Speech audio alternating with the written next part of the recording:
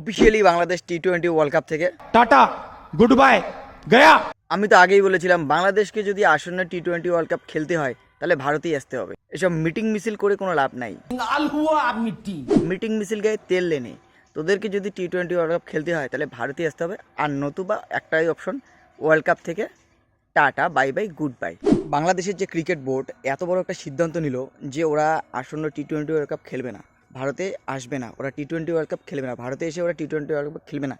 এর পিছনে কাহিনী কী ছিল, গল্প কী ছিল, এর পিছনে কাহিনী কি শুধু মুস্তাফিজুরকে আইপিএলে বাদ দেওয়ার কাহিনী না, এর পিছনে মেন কাহিনী ছিল ফেব্রুয়ারি মাসে বাংলাদেশে ইলেকশন।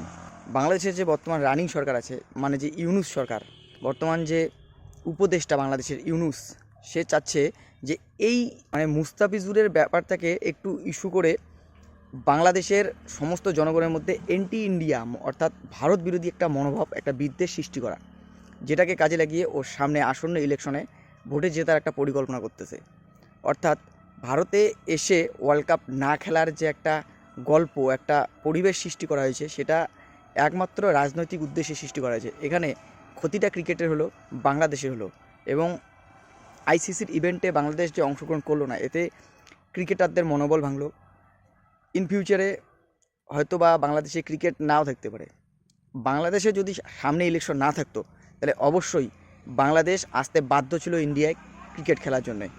এটা হচ্ছে মেন কাহিনী।